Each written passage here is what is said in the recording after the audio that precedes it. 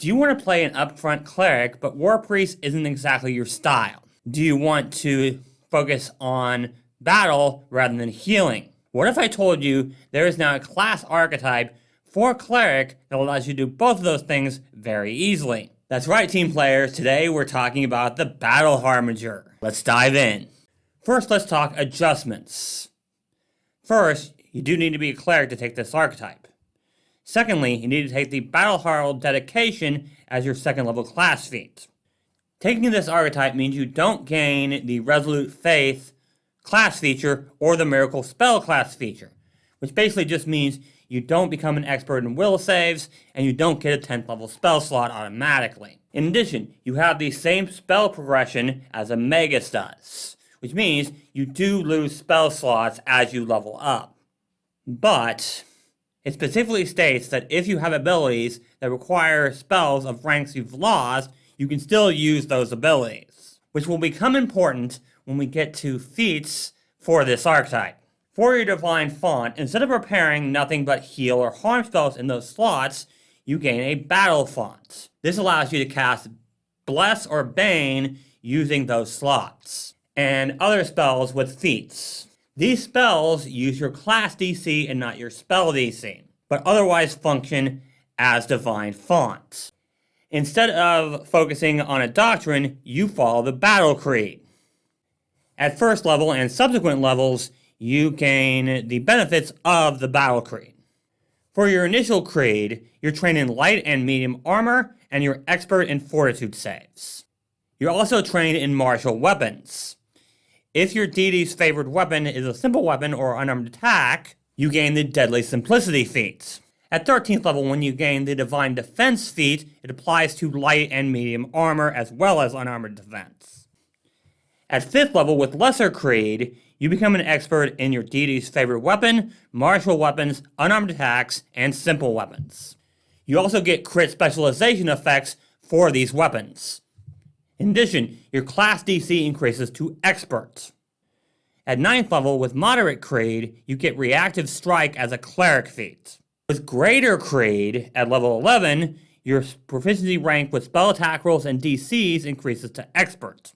At 13th, with Major Creed, you become a master in your deity's favorite weapon.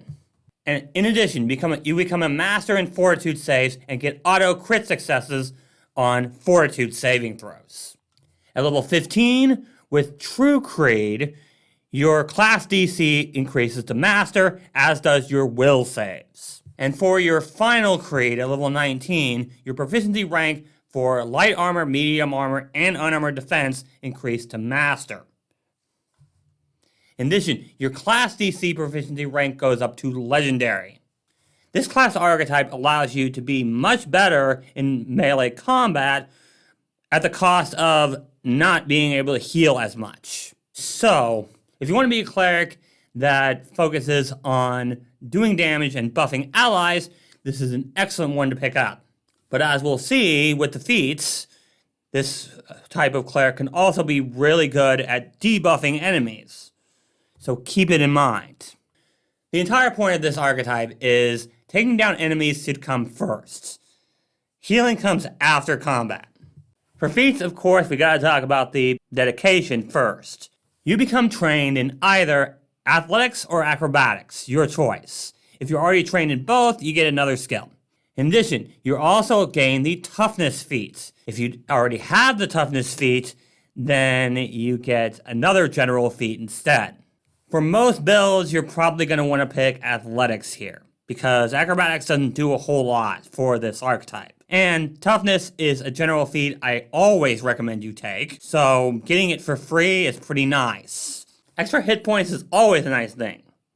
And clerics already get a D8 on hit points.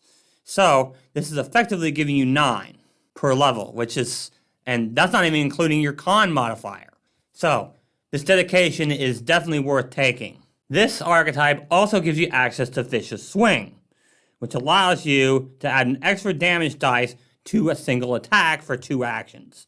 Can really help with resistances, especially if it's your deity's favorite weapon. It does count as 2 attacks for your multiple attack penalty, but Remember, this is really, really good if your deity's favorite weapon is a two-handed weapon. You can do a bunch of damage and only apply the resistance of the enemy one time. So if you're using a two-handed weapon, I highly recommend you pick this one up if you're using this archetype. Next we have another feat at 4th level that this archetype gives you access to, which is Intimidating Strike. Another great feat here. Make a melee strike, and if you hit, the target is frightened 1. If you crit, they're frightened 2.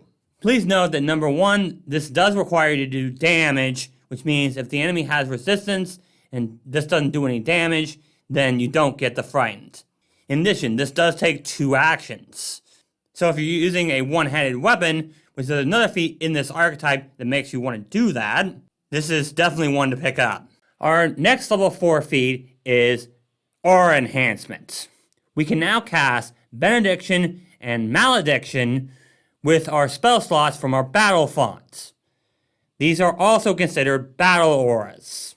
Benediction is the more defensive version of Bless. We and all of our allies now get a +1 status bonus to AC as long as we're in the aura. In addition, we can sustain the spell to increase the 15-foot emanation by 10 feet each round of the minute it's up. Malediction, of course, is the exact opposite. Enemies in the area must make a will saving throw or take a -1 status penalty to AC as long as they're in the area. In addition, sustaining the spell increases the radius by 10 feet and forces any enemies not affected yet to re-roll their saving throw. Just like with Bless and Bane, we can have both of these up at the same time. But it's going to be more beneficial to have Bless and Benediction up, or Bane and Malediction up. Really, you can do any combination of these, but you can only have 2 of these spells up at a time and sustain them. But once they get to a sizable area, you don't really need to sustain them. That's the great part about this archetype. But since you're using your extra spell slots to cast these, it's going to be pretty easy to keep these up. Especially since sustaining them doesn't really increase their duration. It just allows you to make the area bigger. But you definitely want this feat because you can combine it with Bless and Bane to great effect. And because none of these spells affect the same thing, you can stack them, making this a great option.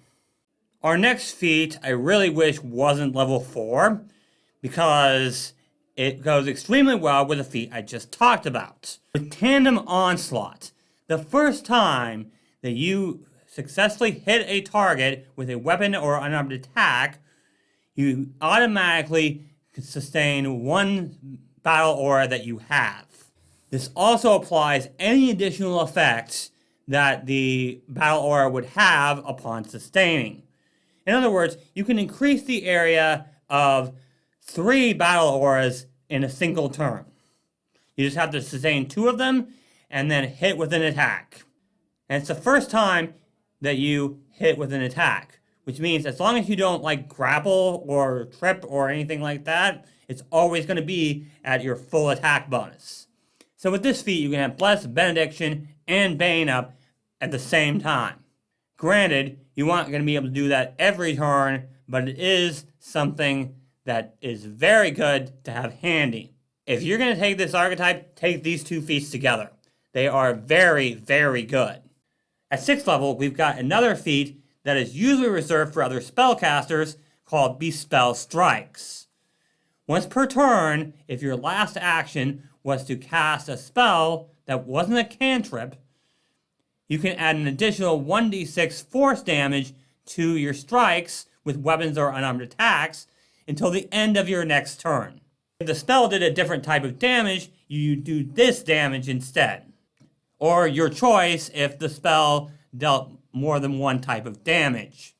You are probably more than likely going to use this to deal Vitality, Void, or Spirit damage, as those are the damage types that clerics have access to.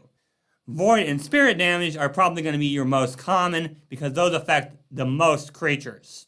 Of course, none of these affect constructs, but you're still doing good damage here. This is just another way to overcome resistances and hit weaknesses.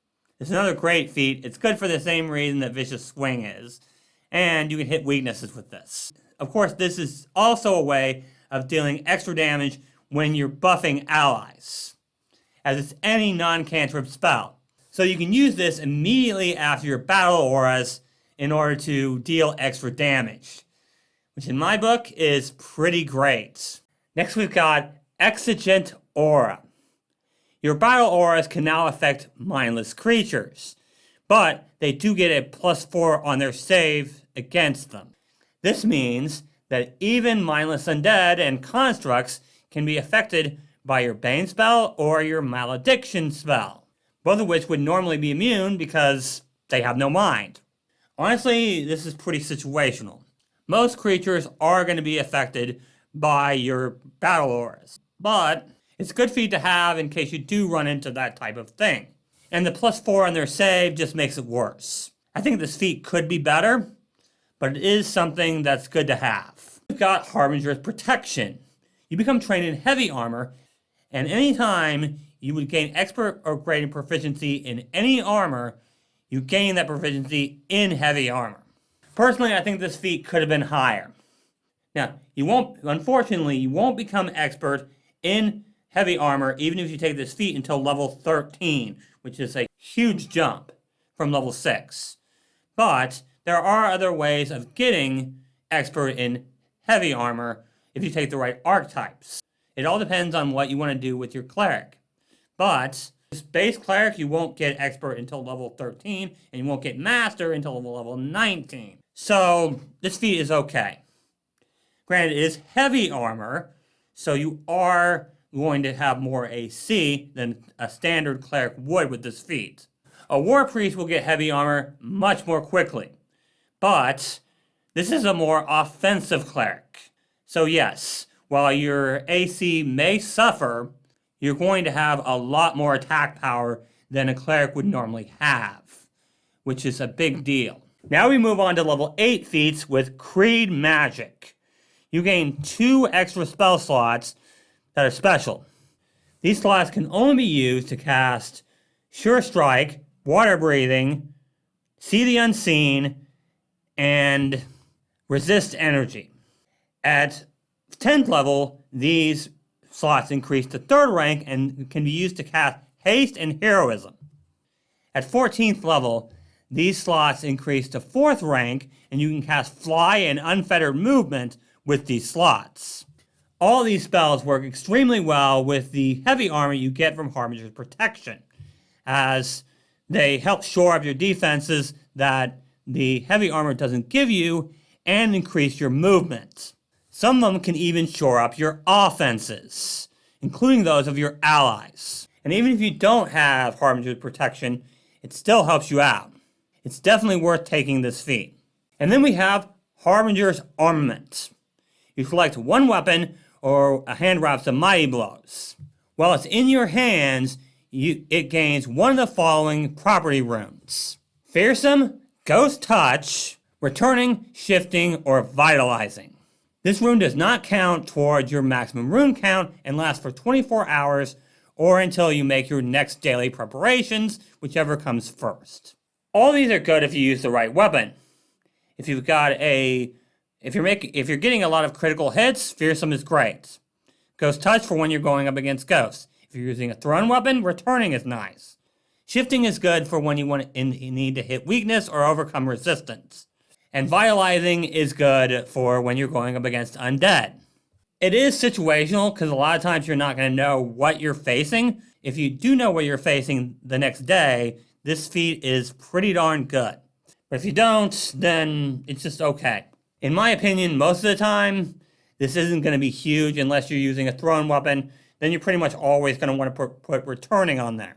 Everything else depends on what you're facing. This archetype doesn't get another feat until level 12, but it's a big one, with Empower Onslaught.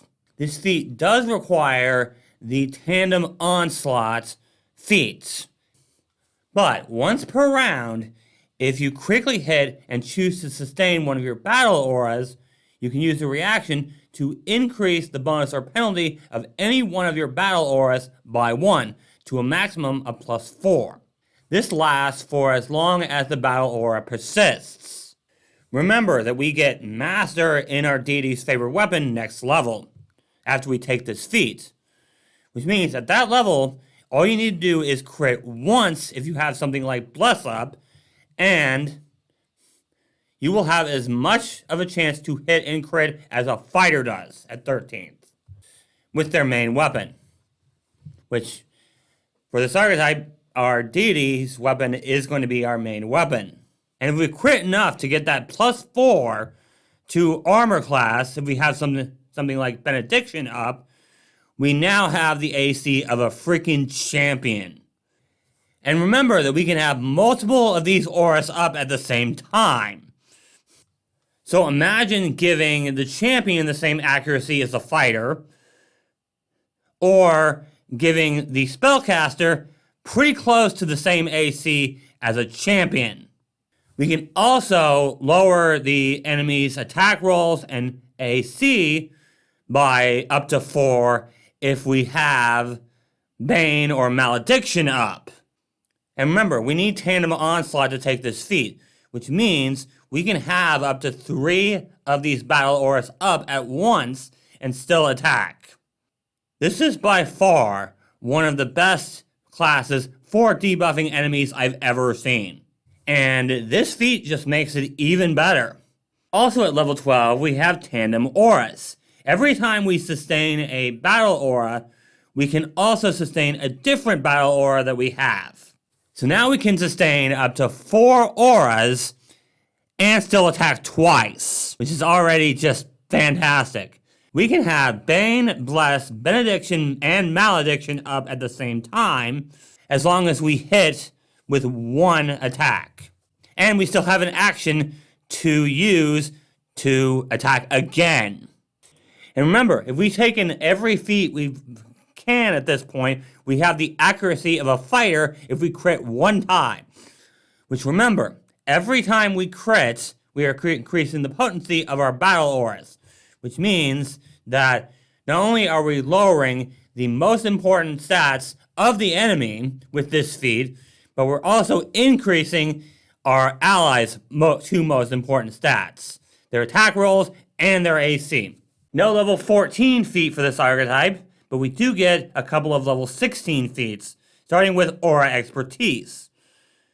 For a free action when your turn begins, you can just automatically sustain one of your battle auras. This effectively means we can attack 3 times on our turn if we want to. Or we can attack and cast a spell. Because this feat combined with the last feat means we get to sustain 2 of our battle auras for free. And then we just need to hit once to sustain the other 2.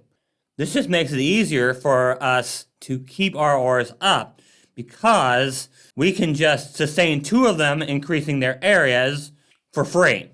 And then we just need to hit in order to sustain the other 2. And if we crit on that attack, then we can increase their potency. Most of the feats I've covered so far make your battle auras even better. But greater armament makes your weapon better.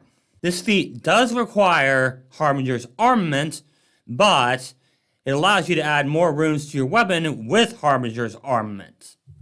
The runes you can add are Brilliant, Corrosive, Flaming, Frost, Holy, Shock, Thundering, and Unholy. Most of these can really help you hit enemy weaknesses, but things like Brilliant and Thundering can add conditions to the enemy. The only one I don't recommend you pick up here is Thundering. Yes, it does extra sonic damage, but not a whole lot of things are weak to sonic damage, and it deafens on a critical hit. But Deafen isn't all that good of a condition. Brilliant, on the other hand, can do a bunch of different types of damage and blinds on a critical hit, which blinded is a much better condition. You're probably going to want to choose Brilliant here, unless you know you're going up against things that are weak to a certain element. For example, if you know you're going up against trolls, choose Flaming. Or if you know you're going up against something that is weak to acid, Go with Corrosive. The list goes on. And you're going to be critting more often than any other cleric, which means you'll get that blinded a lot more often than you think. It's only for 1 round, but blinded is a very, very good condition. I highly recommend you take this feat and choose Brilliant unless you know you're going up against enemies that are weak to a certain element. And finally, we have 1 level 20 feat with Live the Creed. Once per 10 minutes, you can cast a battle aura using your divine font slots for 1 action. All of these spells normally take 2 actions, which means you only need 1 action to get a battle aura up, which is already huge. This also means you can more easily get 2 battle auras up, as one of them for 1 action and then the second one for 2 actions. And remember, these battle auras stay up even if you don't sustain them. Sustaining them only increases their areas. And if you crit and sustain, then you can increase the potency of them. If you get all the way to level 20, you definitely want to take this one. I personally love this archetype. You're basically playing a cleric with fighter abilities, which means that the fighter archetype works extremely well with this archetype. It also means that feats like Cast Down and Channel Smite become ridiculous. Because remember that all damage is doubled on a crit, and that includes any damage from spells. This archetype also works extremely well with champions because you can increase their AC even more. I highly recommend you play this with a champion in your party, because that makes enemies decide, do I want to attack the guy that does huge damage, or do I want to attack the guy protecting him?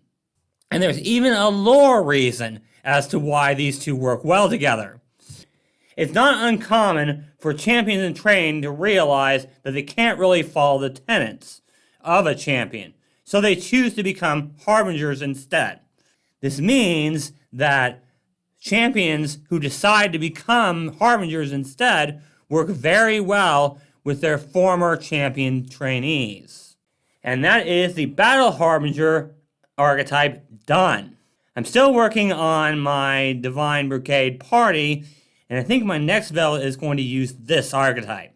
That party desperately needs a frontline attacker, and I think this will fit well. But if you guys enjoyed this video, go ahead and leave a like and subscribe to the channel if you want to see more Pathfinder 2e teamwork content. You can also check out the links in the description below for my Patreon, my Discord, and my other social media, including my Twitch channel. I'm currently playing Baldur's Gate 3 on there, so if you're interested in that, join me at twitch.tv/teamplayergaming45. You can also get my videos early if you check out the Patreon page like these people here have. But if you're more interested in my Divine Brigade party, I've got 2 of the builds right here. Thank you guys so much for watching, and until next time, teamwork is vital. It helps us solve problems.